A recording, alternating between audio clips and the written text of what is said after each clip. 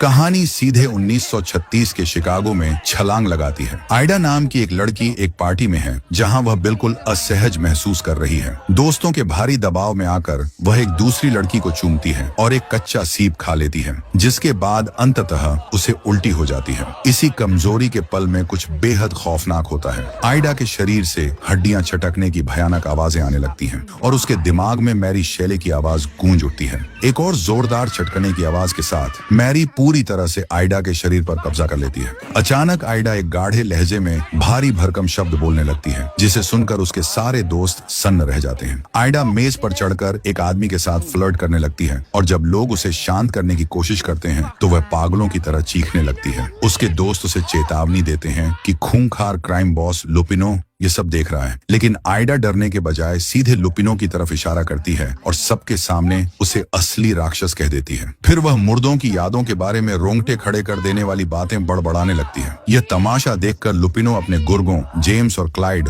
को उसे बाहर फेंकने का आदेश देता है। वे दोनों आइडा को घसीटते हैं, लेकिन वह लुपिनो पर लगातार चिल्लाती रहती है। बाहर आने पर भी आइडा की अजीबोगरीब बकवास बंद नहीं होती, जिससे तंग आकर जेम्स उसे थप्पड़ मार देता है। आइडा भी पलटकर उसे थप्पड़ जड़ देती है। जब जेम्स उसे फिर से मारता है तो क्लाइड को बीच बचाव करना पड़ता है, लेकिन आइडा की अजीब हरकतें जारी रहती हैं, जिससे परेशान होकर अंततः क्लाइड भी उसे थप्पड़ मार देता है। फिर आइडा जेम्स के गुप्त अंगों का मजाक उड़ाती है और गुस्से में जेम्स उसे जोरदार मुक्का मार देता है। क्लाइड को लगने लगता है कि उस पर किसी बुरी आत्मा का साया है, इसीलिए वह जेम्स को डॉक्टर या पादरी लाने भेजता है। इसी बीच मैरी के कंट्रोल में आइडा घोषणा करती है कि फ्रैंकेनस्टाइन का सीक्वल आ रहा है और कई खौफनाक सच्चाइयां सामने आने वाली हैं। क्लाइड यह सुनकर इतना डर जाता है कि वह आइडा को सीढ़ियों से नीचे धक्का दे देता है। सीढ़ियों से लुढ़कते हुए आइडा का पैर टूट जाता है और नीचे गिरते ही उसकी तुरंत दर्दनाक मौत हो जाती है।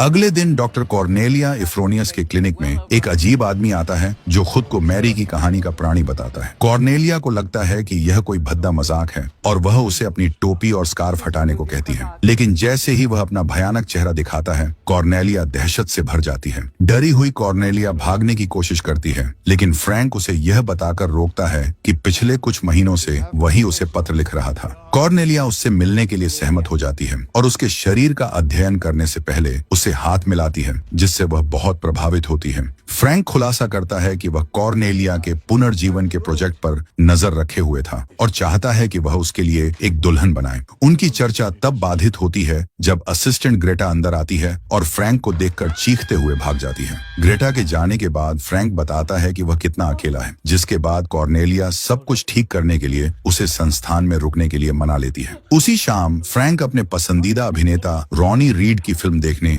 थिएटर जाता है। उसे रोमांटिक दृश्य इतने पसंद आते हैं कि वह डायलॉग दोहराता है, साथ में गाता है और डांस मूव्स की भी नकल करने लगता है। एक आदमी के शोर की शिकायत करने पर ही वह शांत होता है और खुद को फिल्म में इमेजिन करने लगता है। अगले दिन सस्पेंस तब और बढ़ जाता है जब फ्रैंक कॉर्नेलिया से कहता है कि वह चाहता है कि वह शवों को खोदे और उसकी दुल्हन बनाने के लिए उन्हें टुकड़ों में काटे। जब कॉर्नेलिया इस विचार का मजाक उड़ाती है तो फ्रैंक भड़क उठता है और उस पर चिल्लाता है। वह भावुक होकर स्वीकार करता है कि कल जब उन्होंने हाथ मिलाया था तो वह पहली बार था जब किसी ने उसे छुआ था। कॉर्नेलिया आखिरकार इस खौफनाक प्रयोग में मदद के लिए सहमत हो जाती है। रात के अंधेरे में कॉर्नेलिया और फ्रैंक कब्रिस्तान जाते हैं और हाल ही में दफनाए गए एक शव को खोदकर निकालते हैं। जब वे संस्थान लौटते हैं तो ऊपर जाते समय फ्रैंक गलती से एक फूलदान तोड़ देता है। इस शोर से ग्रेटा सतर्क हो जाती है, जो उन्हें लाश के साथ देख लेती है। लैब में कॉर्नेलिया सारी मशीनें तैयार करने लगती है, जबकि फ्रैंक शव को निहारता है और वह लाश किसी और की नहीं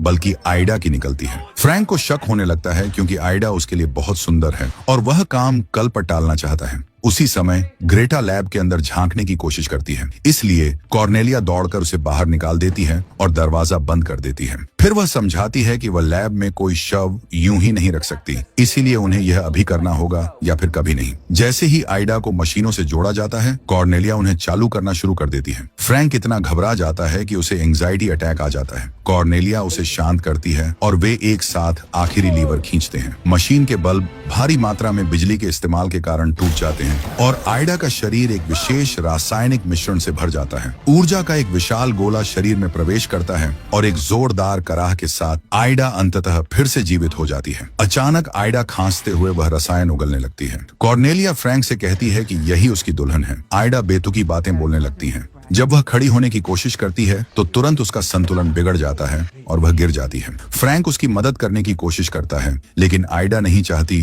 कि कोई उसे छुए। कॉर्नेलिया का ध्यान जाता है कि आइडा का पैर ठीक नहीं है, लेकिन आइडा दावा करती है कि उसे दर्द नहीं हो रहा है। उसे एहसास होता है कि उसे अपनी मृत्यु से पहले का कुछ भी याद नहीं है और फ्रैंक अंदाजा लगाता है कि वह किसी दुर्घटना का शिकार हुई थी। वे उसे आराम करने के लिए रात भर संस्थान में रुकने के लिए मना लेते हैं और कॉर्नेलिया फ्रैंक को बाहर भेज देती है ताकि वह आइडा के टूटे हुए पैर की एकांत में जांच कर सके। जब फ्रैंक एक और फिल्म देखता है तब कॉर्नेलिया टूटे हुए पैर पर ब्रेस लगाती है। आइडा पूछती है कि फ्रैंक का क्या चक्कर है तो कॉर्नेलिया उसे बताती है कि वह उसकी दुल्हन है। आइडा कड़ा विरोध करती है और कहती है कि उसे वह आदमी याद भी नहीं है। कुछ समय बाद आइडा खुद को एक खिड़की के पास धकेला हुआ पाती है और उसे अपने आप से बात करती कोई आवाज सुनाई देती है। ये मैरी होती है जो उसे एक और राक्षस बुलाती है, जबकि आइडा खिड़की से दूर हवा में तैरती है। आइडा अपनी यादें वापस पाने केटनी मेरी से मदद मांगती है, लेकिन मेरी साफ मना कर देती है। जब आइडा एक बल्ब को छूती है तो वह फट जाता है और वह नीचे गिर जाती है, लेकिन उसी क्षण वह लैब में जाग जाती है। फ्रैंक फर्श पर सो रहा होता है, इसलिए आइडा उसे जगाने के लिए उसके चेहरे पर फूंक मारती है। हालांकि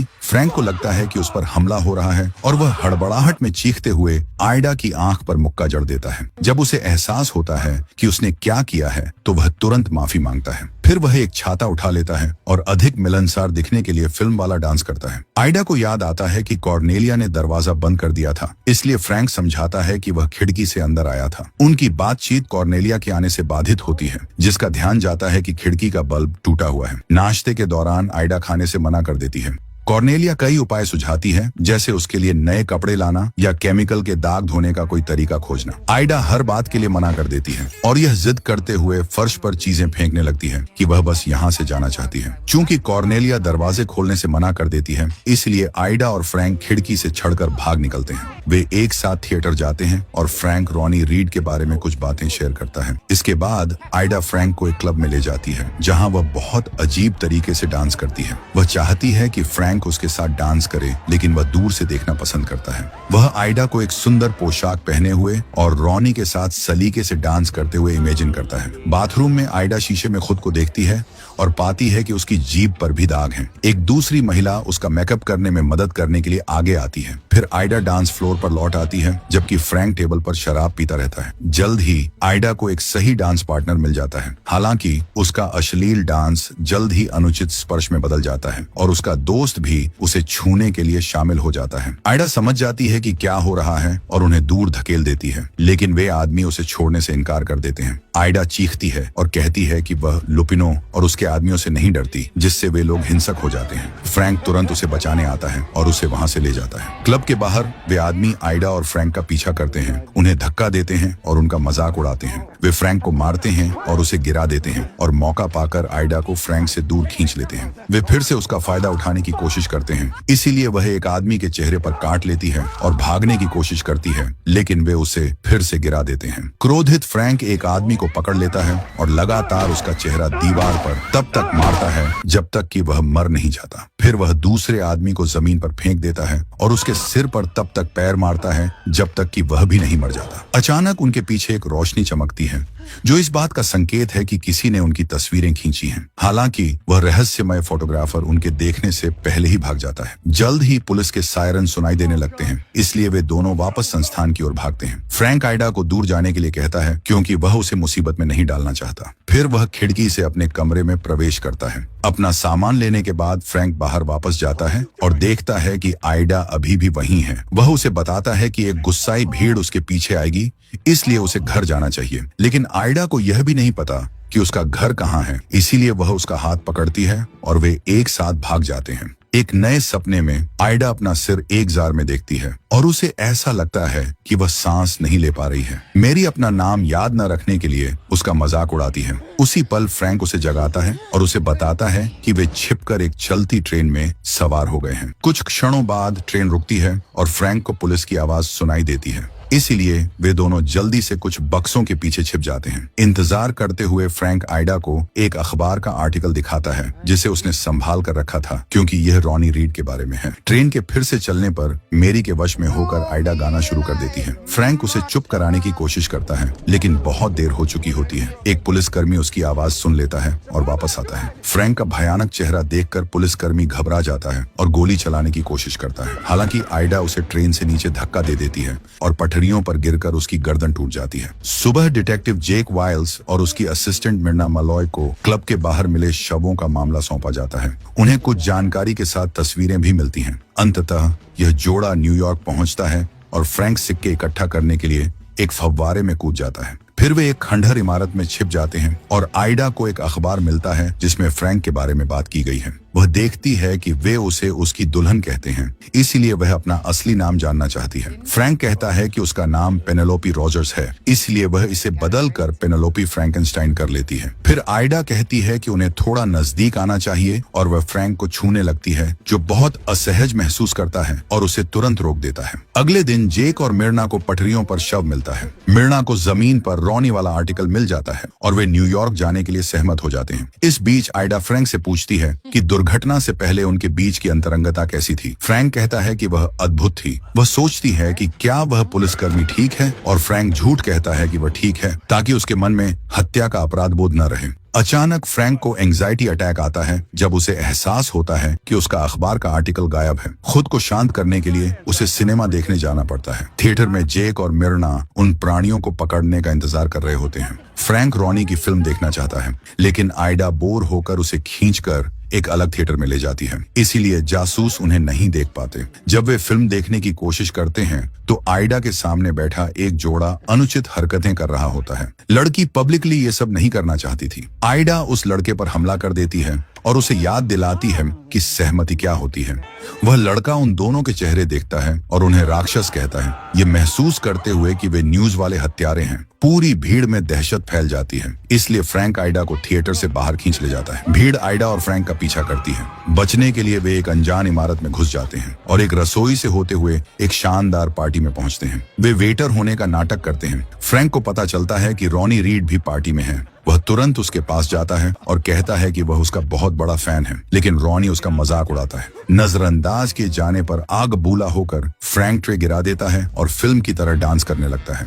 आइडा डांस फ्लोर पर उसका साथ देती है और मेरी भीड़ को भी डांस कराने के लिए उनके दिमाग पर कब्जा कर लेती है। जब लोगों के डांस मूव्स अश्लील होने लगते हैं, तब फ्रैंक शैंपेन का एक गिलास खा लेता है और उसे फव्वारे की तरह उगलता है। उसी समय पुलिस पार्टी में घुस आती है। आइडा और जेक एक दूसरे को पहचान लेते हैं। एक पुलिसकर्मी फ्रैंक को मुक्का मारता है, जो तुरंत उसे वापस मारता है, जिससे उसकी बंदूक गिर जाती है। आइडा बंदूक उठा लेती है और सबको पीछे हटने के लिए कहती है। वह फ्रैंक को जाने देने के लिए कहती है और रॉनी को गोली मारने की धमकी देती है। जब रॉनी माफी मांगने की कोशिश करता है तो आइडा उसे चुप कराती है। वह सबके सामने बताती है कि लुपिनो ने पुलिस को अपनी जेब में रखा है और उन सभी मृत महिलाओं की सूची बताती है जिन्हें उसने मारा है। एक अधिकारी पीछे से आइडा के पास आने की कोशिश करता है तो आइडा चौंक कर उसे गोली मार देती है। फ्रैंक इस ध्यान भटकाने का फायदा उठाकर झूमर को नीचे गिरा देता है, जिससे भारी भगदड़ मच जाती है। अंधेरे में फ्रैंक और आइडा भाग निकलने में सफल हो जाते हैं। सड़क पर आइडा को गोली मारने का बुरा लगता है, लेकिन फ्रैंक को उस पर गर्व है। वे एक दूसरे को चूमने लगते हैं और जेक उन्हें टोकता है, लेकिन आइडा को गोली मारने की उसने हिम्मत नहीं होती। वे दोनों प्राणी भागने से पहले उस पर हंसते हैं। पुलिस को वह खंडहर इमारत मिल जाती है, लेकिन वे वहां नहीं होते। वे एक दूसरी जगह एक दूसरे के साथ अपना पहला एक्सपीरियंस शेयर करते हैं। इसके बाद वे एक कार चुराते हैं और शहर छोड़ देते हैं। अगले शहर में वे दोनों खूब मजे करते हैं, जैसे फिल्में देखने जाना और टैटू बनवाना। अंततः कॉर्नेलिया उस जोड़े को न्यूज पर देखती है। पार्टी में दिए गए अपने भाषण के कारण आइडा महिला क्रांति का प्रतीक बन जाती है। जल्द ही पूरे देश में महिलाएं विद्रोह करने की कोशिश करने लगती हैं। वे आइडा की तरह अपने चेहरे और जीभ रंग लेती हैं और सड़कों पर अराजकता फैला देती हैं। ये खबर लुपिनो तक भी पहुंचती है, जो अपना काम ठीक से न करने के लिए क्लाइड और जेम्स को डांटता है। जेम्स कसम खाता है कि उन्होंने आइडा को मार दिया था, इसलिए लुपिनो अपनी बंदूक निकालता है और उसके सिर में गोली मार देता है। फिर वह क्लाइड को आइडा को हमेशा के लिए मारने और उसकी जीभ वापस लाने के लिए कहता है। फिर हमें पता चलता है कि उसके पास अपने पीड़ितों की जीभ वाले कई जार हैं। कुछ समय बाद मिर्ना जैक को बताती है कि उन प्राणियों को आखिरी बार फ्रेडोनिया में देखा गया था। मिर्ना निष्कर्ष निकालती है कि वे रॉनी की फिल्मों वाले स्थानों का दौरा कर रहे हैं और अंदाजा लगाती है कि वे इसके बाद नियाग्रा फॉल्स जाएंगे। ठीक उसी समय वे प्राणी वास्तव में नियाग्रा फॉल्स जा रहे होते हैं। जब आइडा उनकी सगाई के बारे में पूछती है तो फ्रैंक दिखावा करता है कि उनका प्रपोजल बहुत शानदार था और एक पूरी कहानी गढ़ देता है। उसी क्षण एक पुलिस कार उनका पीछा करने लगती है। आइडा कार रोकती है और फ्रैंक अपना चेहरा स्कार्फ से ढक लेता है। पुलिसकर्मी आइडा को बाहर निकालता है और अनुचित तरीके से छूते हुए उसकी तलाशी लेता है। जब अधिकारी बहुत करीब आ जाता है तो फ्रैंक उसे खिड़की से सीधा गोली मार देता है। फिर आइडा उस पर कूद पड़ती है और उसकी जीभ उखाड़ने की कोशिश करती है। एक दूसरा पुलिसकर्मी अपनी कार से बाहर आता है और आइडा के कंधे पर गोली मार देता है। इसलिए फ्रैंक उसके सिर में गोली मारकर उसकी हत्या कर देता है। आइडा पहले अधिकारी की जीभ को पूरी तरह से उखाड़ने के लिए उसे काट लेती है और उसकी बंदूक चुरा लेती है। वे दोनों जंगल में भागकर बच निकलते हैं। शाम को वे एक और खंडहर इमारत में छिप जाते हैं। डिटेक्टिव जेक और क्लाइड उसी शहर में उन्हें ढूंढ रहे हैं। आइडा मेरी की आवाज से परेशान होकर इमारत से बाहर निकल जाती है और आसमान में गोली चलाती है। जेक आवाज सुनता है और उसका पीछा करता है जब तक कि उसे वे प्राणी मिल नहीं जाते। आइडा उसकी ओर अपनी बंदूक तानती है। जेक कसम खाता है कि वह सिर्फ मदद करना चाहता है और माफी मांगता है। उसी पल मिर्ना भी वहां आ जाती है और फ्रैंक को गोली मार देती है। जेक सबसे शांति से पेश आने की विनती करता है और आइडा को उसके असली नाम से पुकारता है, लेकिन आइडा को यह पसंद नहीं आता और वह उसे भी गोली मार देती है। वह उसे एक भ्रष्ट पुलिस वाला कहती है। फिर वह फ्रैंक के साथ भाग जाती है। सुबह मिर्ना जेक से आइडा के बारे में पूछती है और वह रोते हुए कहता है कि उसे लगा था कि वह मर चुकी है। वह बताता है कि आइडा लुपिनो मामले में शामिल कई एस्कॉर्ट्स में से एक थी जो गैंगस्टर्स के खिलाफ पुलिस को जानकारी देती थी। जब भ्रष्ट पुलिस ने केस बंद कर दिया तो आइडा जेक के पास मदद मांगने आई थी, लेकिन जेक ने मदद नहीं की और जल्द ही अन्य लड़कियां बिना जीभ के मृत पाई गईं। जेक दोषी महसूस करता है और मिर्ना को अपना बैज दे देता है। ये पूरी बातचीत क्लाइड छुपकर सुन लेता है। सड़क के बीच में आइडा कार रोक देती है क्योंकि फ्रैंक ठीक से सांस नहीं ले पा रहा है और उसकी गोली के घाव से लगातार खून बह रहा है। कुछ मिनटों बाद मिर्ना और जेक को बताया जाता है कि इंडियाना के पास एक गैस स्टेशन पर प्राणियों को देखा गया है। शाम को मिर्ना सबसे नजदीकी सिनेमा घर जाती है। जल्द ही फ्रैंक और आइडा आते हैं। फिल्म पर ध्यान देने के बजाय फ्रैंक आखिरकार आइडा को सबसे खौफनाक सच बताता है कि उसे जीवित करने से पहले वह उसे नहीं जानता था। मिर्ना चुपके से कार के पास जाती है और फ्रैंक को यह समझाते हुए सुनती है कि उसने आइडा को उसकी कब्र से खोदा था। यह सुनकर आइडा इतनी परेशान हो जाती है कि उल्टी करने के लिए कार से बाहर निकल जाती है। फ्रैंक उसके पीछे जाता है और उसे प्रपोज करता है। जैसे ही मिर्ना करीब आती है और क्लाइड भी वहां आ जाता है, आइडा फ्रैंक को मना कर देती है, यह कहते हुए कि वह किसी की दुल्हन नहीं है। फ्रैंक हंसने लगता है, लेकिन तभी क्लाइड उसके सिर में सीधी गोली मार देता है और वह गिरकर मर जाता है। पुलिस उन्हें घेर लेती है, लेकिन आइडा दुख से चीखती है और फ्रैंक को वापस कार में घसीटने से पहले अंधाधुंध गोलियां चलाती है। वह कार भगाती है, एक दूसरे वाहन से टकराती है, लेकिन फिर भी दूर भागने में सफल हो जाती है। लंबी घास में छिपकर वह कार रोकती है और फ्रैंक को चेक करती है, जो मर चुका है। फिर वह मेरी से बात करती है, जो उसे दुल्हन बनने के लिए बधाई देती है। कुछ घंटों बाद आइडा संस्थान पहुंचती है और कॉर्नेलिया को उसे पुनर्जीवित करने के लिए कहती है। मिर्ना आइडा के निशानों का पीछा करती है और वह भी संस्थान में चुपके से घुस जाती है, इस बात से अनजान कि क्लाइड उसका पीछा कर रहा है। कॉर्नेलिया समझाती है कि वह फ्रैंक को पुनर्जीवित नहीं कर सकती, इसलिए आइडा उस पर अपनी बंदूक तान देती है। कॉर्नेलिया खुलासा करती है कि उसके पति की मृत्यु हो गई थी और उसने उसे पुनर्जीवित करने की कोशिश की थी, लेकिन वह बिना किसी यादों के वापस आया और अजीब व्यवहार कर रहा था, इसलिए उसे मारना पड़ा। जब क्लाइड को मौका मिलता है तो वह छिपने की जगह से बाहर आता है और आइडा को कई गोलियां मारता है। उसी क्षण पुलिस अंदर घुस आती है और वह भी फायरिंग शुरू कर देती है। कॉर्नेलिया डरावनी चीख मारती है जब वह आइडा को दर्जनों गोलियों से छलनी होते और फ्रैंक के ऊपर गिरकर मरते हुए देखती है। मिर्ना पुलिस को इलाका सील करने और क्लाइड के पीछे जाने के लिए कहती है। बाहर पुलिस क्लाइड को पकड़ लेती है, जबकि मिर्ना संस्थान की छत को देखती है, जहां बिजली तेजी से चमक रही है। मेज पर खौफनाक तरीके से फ्रैंक और आइडा एक दूसरे का हाथ पकड़ने के लिए फिर से हिलते हैं। इस बीच जेक लुपिनो को उन विद्रोही महिलाओं को सौंप देता है जो अंततः अपना खौफनाक बदला ले सकती हैं।